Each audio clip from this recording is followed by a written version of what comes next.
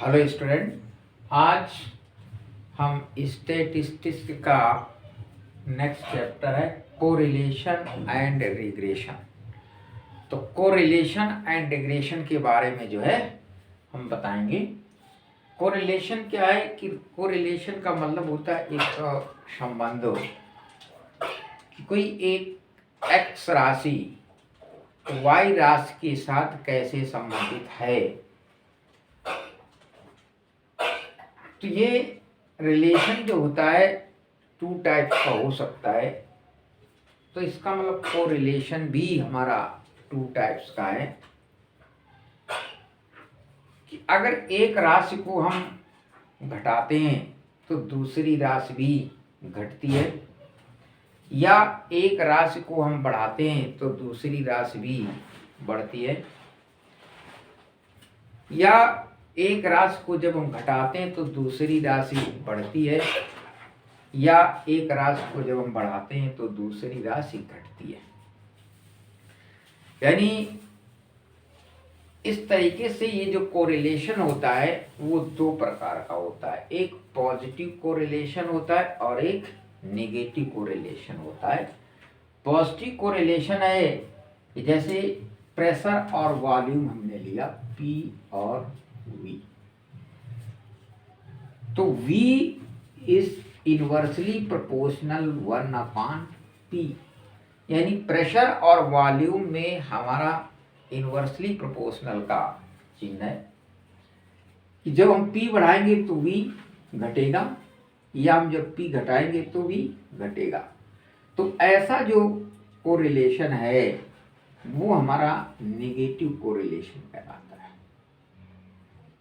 Negative correlation. और अगर हम P और वॉल्यूम का टेम्परेचर और वॉल्यूम लेते हैं तो V is proportional to T। यहाँ पर अगर हम टेम्परेचर बढ़ाते हैं तो वॉल्यूम भी हमारा बढ़ता है, या हम टेम्परेचर घटाते हैं तो वॉल्यूम भी घटता है। तो ऐसा कोरिलेशन हमारा जो है वो पॉजिटिव कोरिलेशन कहलाता है।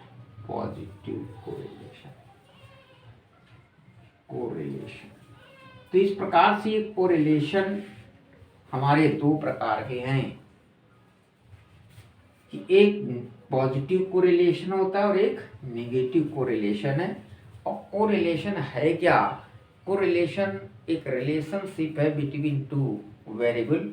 when one variable is changed then the other variable also change, either negative or positive।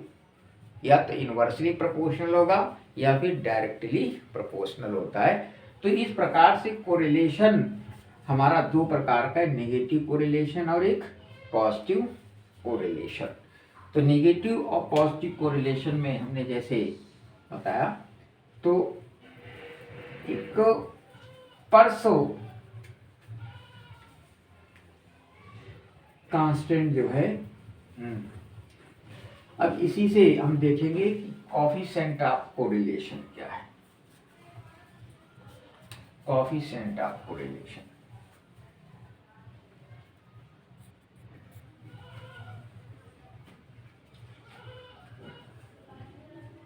Coefficient of correlation.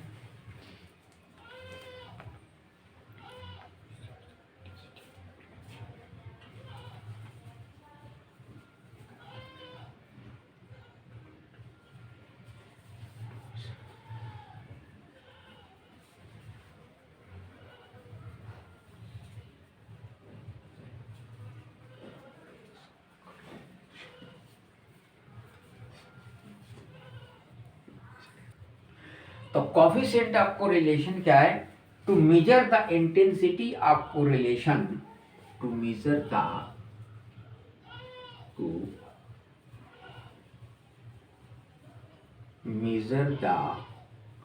intensity of correlation, to measure the intensity of correlation is called coefficient of correlation। Coefficient of correlation.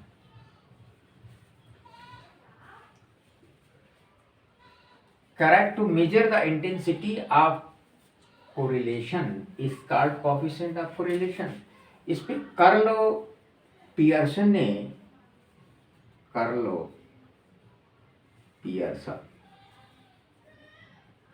एक formula drive किया था कि R x Y is equal to covariance X comma Y upon sigma X into sigma Y.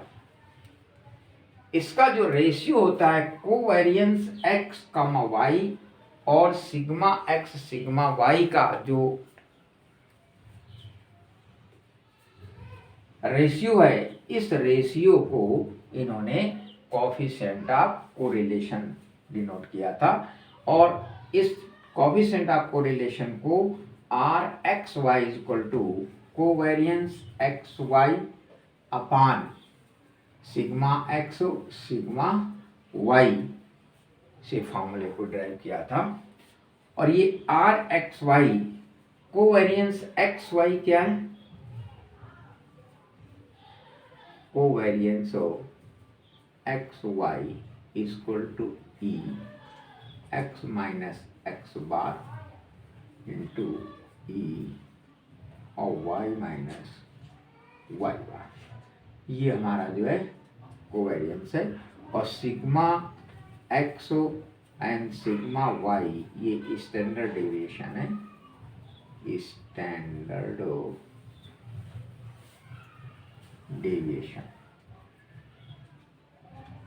Deviation of X comma Y, ये standard deviation है। तो are X की value यानी coefficient of correlation की value हम कैलकुलेट कर सकते हैं covariance x Y upon sigma x sigma Y, जहां पर कोवेरियंस एक्स वाई इसके बराबर sigma x sigma Y standard deviation of X और वाई होता है। इस फार्मूले को कार्ल पियर्सन ने दिया था, तो इसे हम कोफिशिएंट ऑफ कोरिलेशन जो है कहते हैं। और सिग्मा एक्स और सिग्मा वाई, ये जो सिग्मा एक्स और सिग्मा वाई की वैल्यू है, ये covariance x Y equal to E x minus x y into y minus Y bar. और सिग्मा एक्स बराबर होता है under root E x minus x bar whole square into sigma y की value होती है under root E Y minus Y bar whole square. ये sigma x है और ये सिग्मा वाई है। इस प्रकार से सिग्मा एक्स और सिग्मा वाई की वैल्यू निकाल करके इस पे अगर हम पुटअप कर दें तो हमें कोफिशिएंट ऑफ कोरिलेशन निकल आएगा। और ये कोफिशिएंट ऑफ कोरिलेशन जो आर एक्स वाई है can be written as R x Y equal होता है आर वाई एक्स, यानी इस पे हम वेरिएट को चेंज करते हैं, एक्स वाई कर सकते हैं या फिर हम वाई एक्स जो है कर सकते हैं कोफिशिएंट का।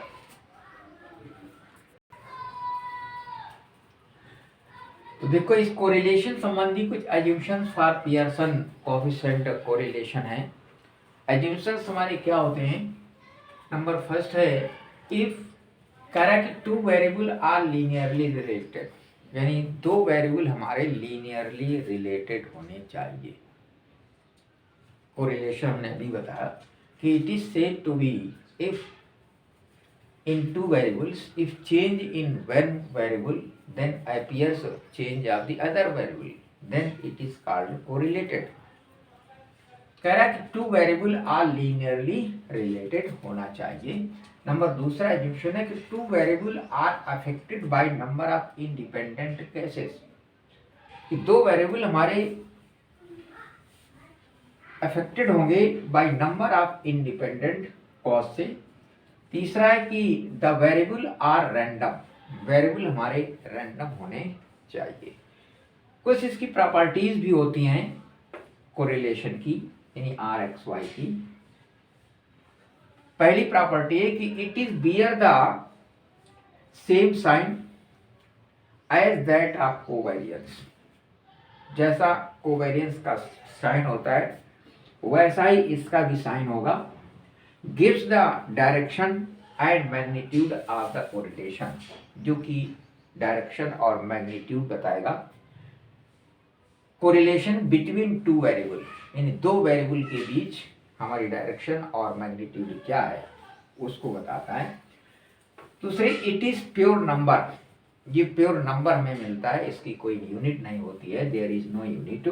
It is pure number free from any units, क्योंकि कोवेरियंस और स्टैंडर्ड डेविएशन की यूनिट आपस में कैंसिल हो जाएगी। तीसरी property, it is depend on all the observation of the data. ये जितने भी डाटा हमारे हैं, जितने ऑब्जर्वेशन डाटा हैं, उन सब पर डिपेंड करता है। It is depend on all the observation of the data. चौथी प्रॉपर्टी है कि it is symmetrical in two variable. दो वेरिएबल में ये सिमेट्रिकल होती है। कैसे? जैसे अभी हमने बताया कि आर एक्स वाई लिखें या फिर हम आर वाई एक्स लिखें, तो it is symmetrical in two variable, that is R x Y is equal to R Y X. या एक कंडीशन ऐसी भी हो जाती है नेगेटिव में, R x Y is equal to minus R Y X भी हो सकता है। पांचवी property, it is independent of the origin and scale. ये ओरिजिन और स्केल से इंडिपेंडेंट होता है। तो इस प्रकार से ये हमारी प्रॉपर्टीज होती हैं आर एक्स वाई की। और एज्यूशंस ऑफ पियर्सन ने क्या माना, वो ये हमारे एज्यूशंस थे और ये हमारी जो है प्रॉपर्टी थी। अब हम देखेंगे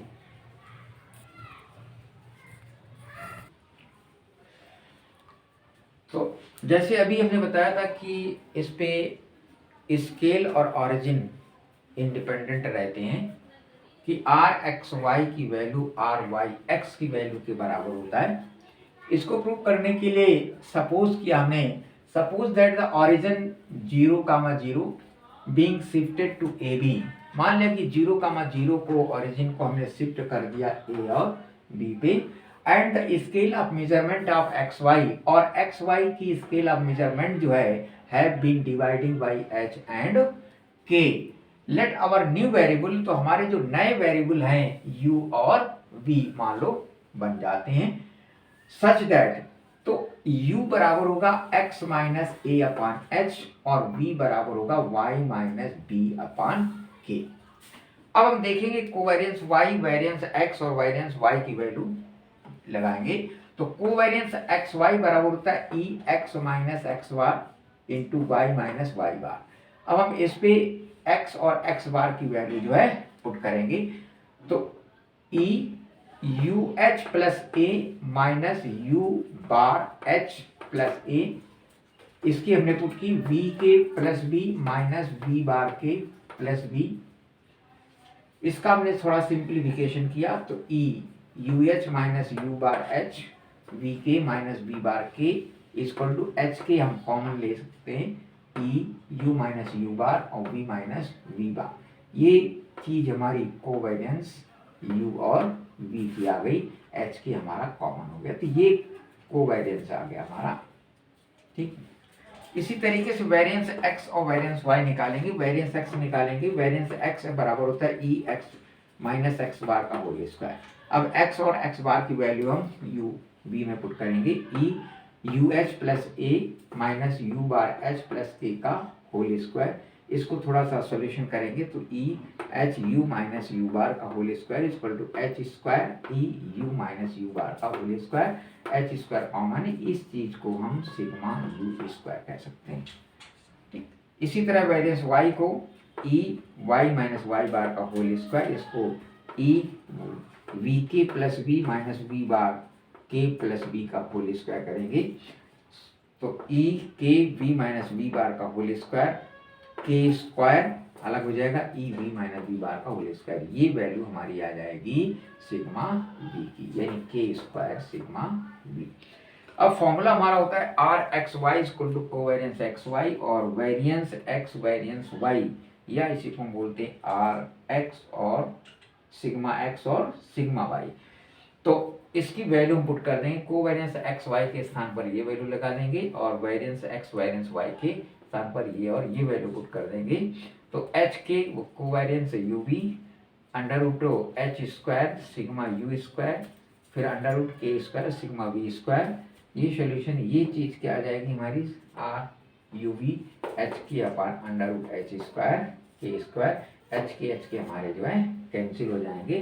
तो ये चीज़ हमारी बन जाएगी, यानी r x Y equal to r u में, इसका मतलब there is no change of variable. तो are x Y equal to R Y x हो सकता है या r x Y equal to minus R Y x हो सकता है। इसमें दो वैल्यू पॉसिबल होती हैं कि इफ एच और K both are same sign, यानी एच और के के दोनों साइन हमारे सेम है तो are x Y equal to R Y X के बराबर होगा। और अगर दोनों के साइन एच और के साइन हमारे अपोजिट हैं, यानी अपोजिट का मतलब एक प्लस में है और एक माइनस में है, तो are x Y equal to minus R Y X मान जो है प्राप्त हो जाता है। तो इस प्रकार से हम ये शो कर सकते हैं कि ओरिजिन और मेजरमेंट का कोई इस पे प्रभाव नहीं पड़ता, यानी there is independent of the origin and measure of scale. तो जैसे में प्रूव करना कि r की वैल्यू बिटवीन -1 और 1 के बीच में होती है, यानी ये जो कोरिलेशन है r का मान हमेशा r से छोटा होता है -r से बड़ा होता है, यानी इसका मतलब है कि r का मान 1 से लेकर के -1 के बीच में ही होता है। तो इसको प्रूव करने के लिए हम क्या करते हैं, प्रूव करते हैं कि लेट मानते हैं कि एक्स आई इक्वल टू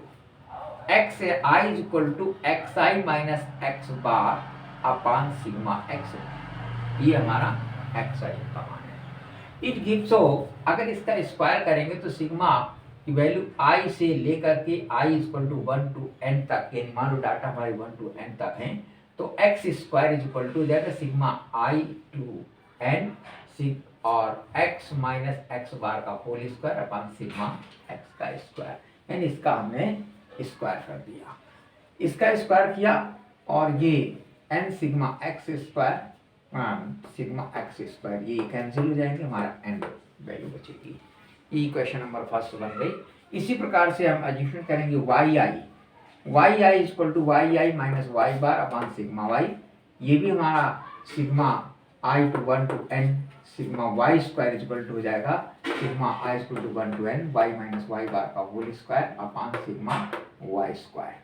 इसको भी हम लिख सकते हैं n sigma y square upon sigma y square, तो सिग्मा वाई स्क्वायर कैंसिल हो गया, n ये इक्वेशन नंबर 2 है।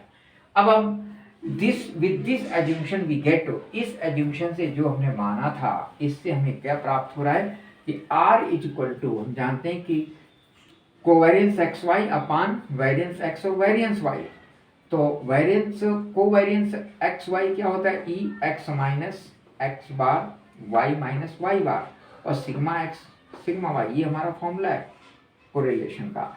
इस पे हमने इसकी वैल्यू और इसकी वैल्यू हमने पुट की, तो इसको हम लिख सकते हैं 1/n sigma x minus x bar y minus Y bar sigma x bar sigma y, और ये चीज किसके बराबर है, आर एक्स वाई के, तो 1/n सिग्मा एक्स आई और वाई आई के इक्वल हो गई, सिग्मा एक्स आई और वाई आई के इक्वल, सिग्मा एक्स आई और सिग्मा वाई आई के इक्वल, इसको हमने डाल दिया सिग्मा इक्वेशन नंबर 3। अब इसके दो हमारी कंडीशन हो जाएंगी ए और बी। ए और बी दो कंडीशन कैसे हो जाएंगी कि ए कंडीशन में कि sigma i equal to 1 to n x I plus Y आई का whole square is greater than or equal to 0, ये या तो इसकी वैल्यू सी ग्रेटर देन 0 है या फिर इक्वल 0 है, आर इसकी वैल्यू हमने पुट की, तो 1/n सिग्मा एक्स आई प्लस वाई आई का whole square is greater than equal to 0, इसका हमने होल स्क्वायर खोला तो 1/n सिग्मा एक्स आई का whole square plus 1/n sigma y आई का होल स्क्वायर माइनस और 2/n सिग्मा एक्स आई और वाई आई का whole square is greater than equal to 0। तो 1 + 1 2r, ये हो जाएगा 1 + 1 2r प्लस ये 1 + 2r is greater then 0 from 1 and 2 3। इन तीनों की वैल्यू से हमने क्या निकाला, ये 1 है, इसका मान 1, इसका मान 1 और ये मान है 2r। यानी इसका मतलब 2r इज ग्रेटर देन -2, इसको हम उधर ले गए तो 2r is greater then -2, r is greater then -1। इसका मतलब कि r की वैल्यू हमारी -1 से जो है बड़ी है। तो एक वैल्यू हमें साबित हो गई कि r का मान -1 से बड़ा है। अब इसी प्रकार से हम साबित करेंगे कि r का मान 1 से छोटा है, तो हमें प्रूव हो जाएगा कि r का मान 1 और -1 के बीच का होता है। तो ये ए नंबर था, यानी r इज ग्रेटर देन -1। अब हम इसी तरीके से देखेंगे बी भाग में कि बी पार्ट इसका क्या होगा, कि उस पर प्रूव करेंगे हम r इज लेस देन +1। तो बी भाग इसका है कि आल्सो इस पे भी हम निकालेंगे 1/n sigma i minus sigma y, यानी सिग्मा xi माइनस yi का whole square is greater than r equal to 0। उस पे हमने प्लस लिया था, इस पे हम माइनस लेंगे। तो 1/n सिग्मा xi का whole square plus 1/n sigma yi का whole square minus 1/2/n sigma xi और yi is greater than r equal to 0। इसकी वैल्यू 1, इसकी वैल्यू 1, इसकी वैल्यू r हमारी, तो ये आ जाएगा 2 - 2r is greater than equal to 0 और 2r is less than r equal to 2r, r is less than r equal to 1। इस प्रकार से a में हमने सिद्ध किया था कि r इज ग्रेटर देन -1 और इसमें हमने लेस देन सिद्ध किया। Hence from a and b दोनों को अगर हम देखें तो r की वैल्यू +1 से लेकर के -1 के बीच में वेरी होती रहती है, यानी r का मान 1 या 1 से छोटा और -1 या 1 के बराबर होता है, यानी r का मान -1 से लेकर के +1 तक हो सकता है। ये हमारा प्रूवमेंट जो है। अब इस पे हम देखेंगे कि इंडिपेंडेंट हमारे डाटा यानी वेरिएबल कब होते हैं। इंडिपेंडेंट वेरिएबल देखिए, अगर r(x,y) की value if r(x,y) is equal to 0, then the variable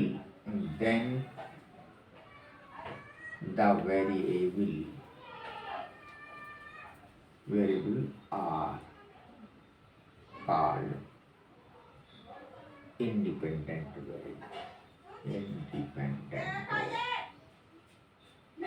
independent। तो r(x,y) इसका मतलब है कोवेरियंस xy अपान वेरियंस x और वेरियंस y इक्वल टू 0। ये वैल्यू हमारी 0 होनी चाहिए, तो हम कहते हैं कि ये अनकोरिलेटेड है। So variable are variables are uncorrelated.